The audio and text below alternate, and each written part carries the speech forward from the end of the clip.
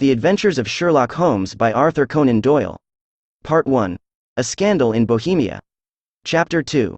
At 3 o'clock precisely I was at Baker Street, but Holmes had not yet returned. The landlady informed me that he had left the house shortly after 8 o'clock in the morning. I sat down beside the fire, however, with the intention of awaiting him, however long he might be. I was already deeply interested in his inquiry, for, though it was surrounded by none of the grim and strange features which were associated with the two crimes which I have already recorded, still, the nature of the case and the exalted station of his client gave it a character of its own. Indeed, apart from the nature of the investigation which my friend had on hand, there was something in his masterly grasp of a situation, and his keen, incisive reasoning, which made it a pleasure to me to study his system of work, and to follow the quick, subtle methods by which he disentangled the most inextricable mysteries. So accustomed was I to his invariable success that the very possibility of his failing had ceased to enter into my head. It was close upon 4 before the door opened, and a drunken-looking groom, ill-kempt and side-whiskered, with an inflamed face and disreputable clothes, walked into the room. Accustomed as I was to my friend's amazing powers in the use of disguises, I had to look 3 times before I was certain that it was indeed he. With a nod he vanished into the bedroom, whence he emerged in 5 minutes tweed-suited and respectable, as of old. Putting his hands into his pockets, he stretched out his legs in front of the fire and laughed heartily for some minutes. "Well, really," he cried, and then he choked and laughed again until he was obliged to lie back, limp and helpless, in the chair. "What is it? It's quite too funny. I am sure you could never guess how I employed my morning, or what I ended by doing." "I can't imagine. I suppose that you have been watching the habits, and perhaps the house, of Miss Irene Adler." "Quite so, but the sequel was rather unusual. I will tell you, however. I left the house a little after 8 o'clock this morning in the character of a groom out of work. There is a wonderful sympathy and freemasonry among horsey men. Be one of them, and you will know all that there is to know. I soon found Briony Lodge. It is a bijou villa, with a garden at the back, but built out in front right up to the road, 2 stories. Chubb locked to the door. Large sitting room on the right side, well furnished, with long windows almost to the floor, and those preposterous English window fasteners which a child could open. Behind there was nothing remarkable, save that the passage window could be reached from the top of the coach-house. I walked round it and examined it closely from every point of view, but without noting anything else of interest. I then lounged down the street and found, as I expected, that there was a mews in a lane which runs down by one wall of the garden. I lent the ostlers a hand in rubbing down their horses, and received in exchange 2d, a glass of half and half, 2 fills of shag tobacco, and as much information as I could desire about Miss Adler, to say nothing of half a dozen other people in the neighborhood in whom I was not in the least interested, but whose biographies I was compelled to listen to. "And what of Irene Adler?" I asked. "Oh, she has turned all the men's heads down in that part. She is the daintiest thing under a bonnet on this planet, so say the Serpentine Mews, to a man.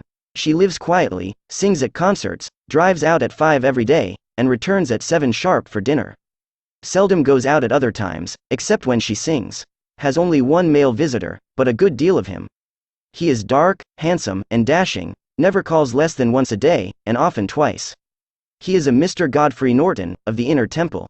See the advantages of a cabman as a confidant. They had driven him home a dozen times from Serpentine Mews, and knew all about him. When I had listened to all they had to tell, I began to walk up and down near Briony Lodge once more, and to think over my plan of campaign. This Godfrey Norton was evidently an important factor in the matter. He was a lawyer. That sounded ominous. What was the relation between them, and what the object of his repeated visits? Was she his client, his friend, or his mistress? If the former, she had probably transferred the photograph to his keeping. If the latter, it was less likely. On the issue of this question depended whether I should continue my work at Briony Lodge, or turn my attention to the gentlemen's chambers in the Temple. It was a delicate point, and it widened the field of my inquiry. I fear that I bore you with these details, but I have to let you see my little difficulties, if you are to understand the situation. "I am following you closely," I answered. I was still balancing the matter in my mind when a hansom cab drove up to Briony Lodge, and a gentleman sprang out. He was a remarkably handsome man, dark, aquiline, and mustached, evidently the man of whom I had heard. He appeared to be in a great hurry, shouted to the cabman to wait, and brushed past the maid who opened the door with the air of a man who was thoroughly at home. He was in the house about half an hour, and I could catch glimpses of him in the windows of the sitting room, pacing up and down, talking excitedly, and waving his arms. Of her I could see nothing. Presently he emerged, looking even more flurried than before. As he stepped up to the cab, he pulled a gold watch from his pocket and looked at it earnestly. "Drive like the devil," he shouted, "first to Gross and Henke's in Regent Street, and then to the Church of St. Monica in the Edgware Road. Half a guinea if you do it in 20 minutes. Away they went, and I was just wondering whether I should not do well to follow them when up the lane came a neat little landau, the coachman with his coat only half buttoned, and his tie under his ear, while all the tags of his harness were sticking out of the buckles. It hadn't pulled up before she shot out of the hall door and into it. I only caught a glimpse of her at the moment, but she was a lovely woman, with a face that a man might die for. "The Church of St. Monica, John," she cried, "and half a sovereign if you reach it in 20 minutes. This was quite too good to lose, Watson. I was just balancing whether I should run for it, or whether I should perch behind her landau when a cab came through the street. The driver looked twice at such a shabby fare, but I jumped in before he could object. "The Church of St. Monica," said I, "and half a sovereign if you reach it in 20 minutes, it was 25 minutes to 12, and of course it was clear enough what was in the wind. My cabby drove fast. I don't think I ever drove faster, but the others were there before us. The cab and the landau with their steaming horses were in front of the door when I arrived. I paid the man and hurried into the church. There was not a soul there save the two whom I had followed and a surpliced clergyman, who seemed to be expostulating with them. They were all three standing in a knot in front of the altar. I lounged up the side aisle like any other idler who has dropped into a church. Suddenly, to my surprise, the three at the altar faced round to me, and Godfrey Norton came running as hard as he could towards me. "Thank God," he cried. "You'll do. Come, come." "What then?" I asked. "Come, man, come, only 3 minutes, or it won't be legal." I was half dragged up to the altar, and before I knew where I was I found myself mumbling responses which were whispered in my ear, and vouching for things of which I knew nothing, and generally assisting in the secure tying up of Irene Adler, spinster, to Godfrey Norton, bachelor. It was all done in an instant, and there was the gentleman thanking me on the one side and the lady on the other, while the clergyman beamed on me in front. It was the most preposterous position in which I ever found myself in my life, and it was the thought of it that started me laughing just now. It seems that there had been some informality about their license, that the clergyman absolutely refused to marry them without a witness of some sort, and that my lucky appearance saved the bridegroom from having to sally out into the streets in search of a best man. The bride gave me a sovereign, and I mean to wear it on my watch chain in memory of the occasion. "This is a very unexpected turn of affairs," said I, "and what then?" "Well, I found my plans very seriously menaced. It looked as if the pair might take an immediate departure, and so necessitate very prompt and energetic measures on my part. At the church door, however, they separated, he driving back to the temple, and she to her own house.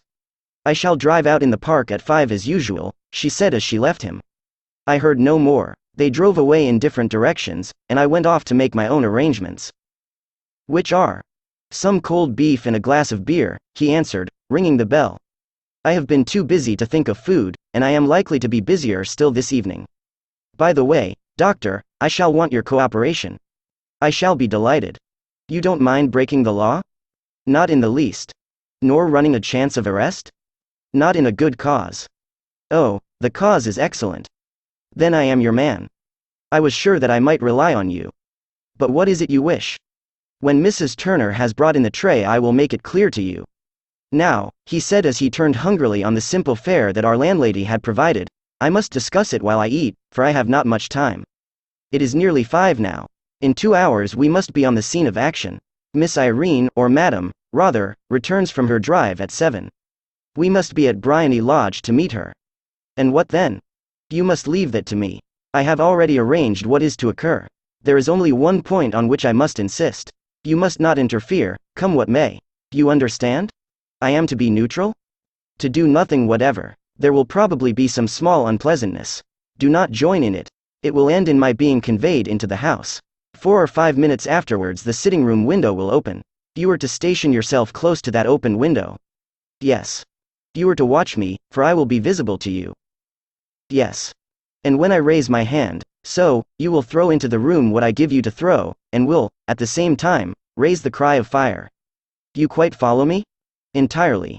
"It is nothing very formidable," he said, taking a long cigar-shaped roll from his pocket.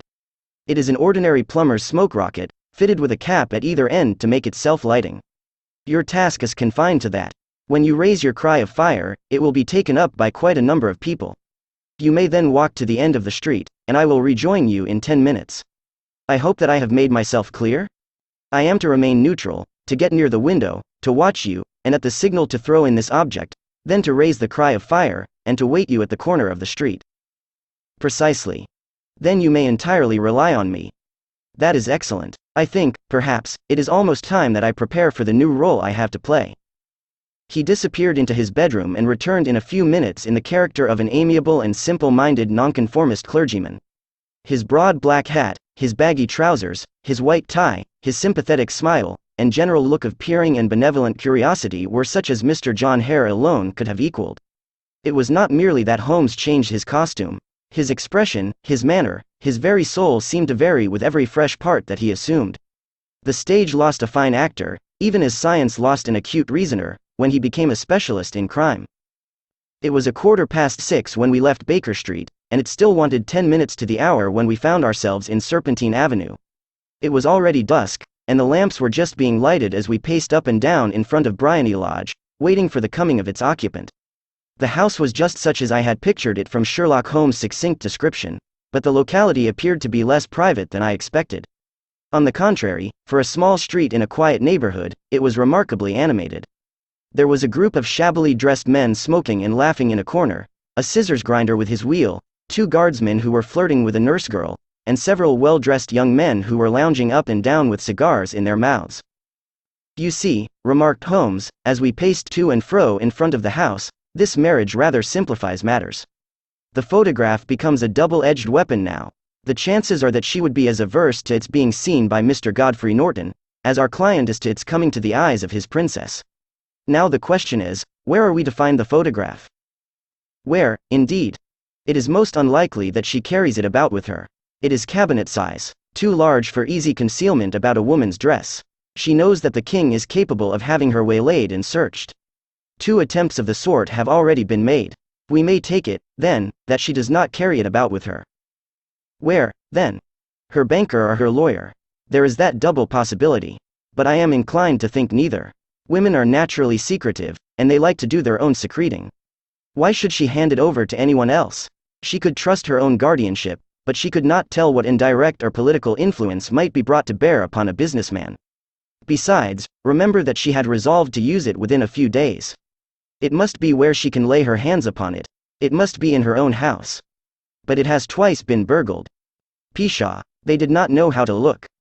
But how will you look? I will not look. What then? I will get her to show me. But she will refuse. She will not be able to. But I hear the rumble of wheels. It is her carriage. Now carry out my orders to the letter. As he spoke, the gleam of the sidelights of a carriage came round the curve of the avenue. It was a smart little landau which rattled up to the door of Bryony Lodge. As it pulled up, one of the loafing men at the corner dashed forward to open the door in the hope of earning a copper, but was elbowed away by another loafer, who had rushed up with the same intention. A fierce quarrel broke out, which was increased by the 2 guardsmen, who took sides with one of the loungers, and by the scissors grinder, who was equally hot upon the other side. A blow was struck, and in an instant the lady, who had stepped from her carriage, was the center of a little knot of flushed and struggling men, who struck savagely at each other with their fists and sticks.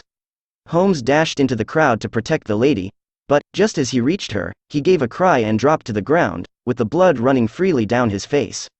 At his fall the guardsmen took to their heels in one direction and the loungers in the other, while a number of better-dressed people, who had watched the scuffle without taking part in it, crowded in to help the lady and to attend to the injured man.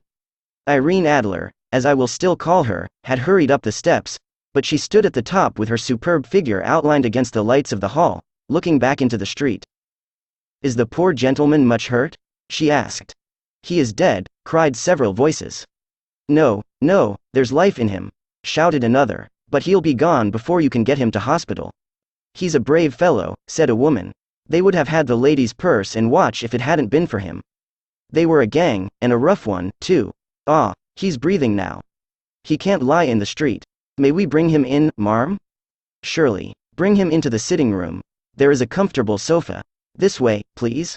Slowly and solemnly he was borne into Bryony Lodge and laid out in the principal room, while I still observed the proceedings from my post by the window. The lamps had been lit, but the blinds had not been drawn, so that I could see Holmes as he lay upon the couch.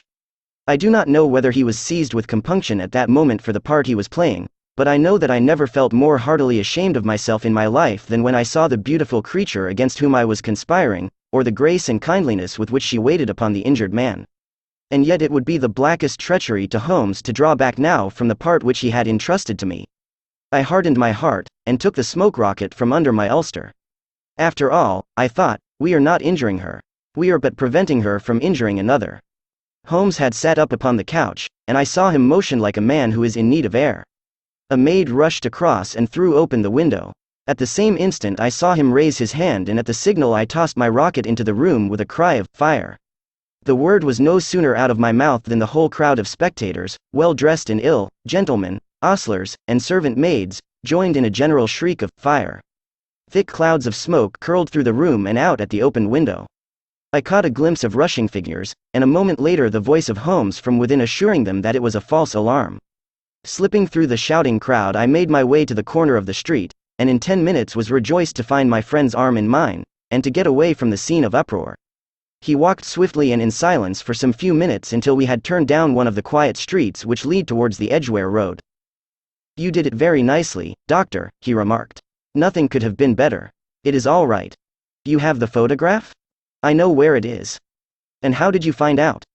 "She showed me, as I told you she would. I am still in the dark. I do not wish to make a mystery," said he, laughing. "The matter was perfectly simple. You, of course, saw that everyone in the street was an accomplice. They were all engaged for the evening. I guessed as much. Then, when the row broke out, I had a little moist red paint in the palm of my hand. I rushed forward, fell down, clapped my hand to my face, and became a piteous spectacle. It is an old trick. That also I could fathom. Then they carried me in. She was bound to have me in. What else could she do? And into her sitting room, which was the very room which I suspected. It lay between that and her bedroom, and I was determined to see which. They laid me on a couch, I motioned for air, they were compelled to open the window, and you had your chance. How did that help you?" "It was all important. When a woman thinks that her house is on fire, her instinct is at once to rush to the thing which she values most. It is a perfectly overpowering impulse, and I have more than once taken advantage of it. In the case of the Darlington substitution scandal it was of use to me, and also in the Arnsworth Castle business. A married woman grabs at her baby, an unmarried one reaches for her jewel box. Now it was clear to me that Our Lady of today had nothing in the house more precious to her than what we are in quest of. She would rush to secure it. The alarm of fire was admirably done. The smoke and shouting were enough to shake nerves of steel. She responded beautifully. The photograph is in a recess behind a sliding panel just above the right bell pull. She was there in an instant, and I caught a glimpse of it as she half drew it out. When I cried out that it was a false alarm, she replaced it, glanced at the rocket, rushed from the room, and I have not seen her since. I rose, and, making my excuses, escaped from the house. I hesitated whether to attempt to secure the photograph at once, but the coachman had come in, and as he was watching me narrowly, it seemed safer to wait. A little over-precipitance may ruin all. "And now?" I asked. "Our quest is practically finished. I shall call with the king tomorrow, and with you, if you care to come with us. We will be shown into the sitting room to wait for the lady, but it is probable that when she comes she may find neither us nor the photograph. It might be a satisfaction to His Majesty to regain it with his own hands." "And when will you call?" "At 8 in the morning. She will not be up, so that we shall have a clear field. Besides, we must be prompt, for this marriage may mean a complete change in her life and habits. I must wire to the king without delay." We had reached Baker Street and had stopped at the door. He was searching his pockets for the key when someone passing said, "Good night, Mr. Sherlock Holmes." There were several people on the pavement at the time, but the greeting appeared to come from a slim youth in an ulster who had hurried by. "I've heard that voice before," said Holmes, staring down the dimly lit street. "Now, I wonder who the deuce that could have been."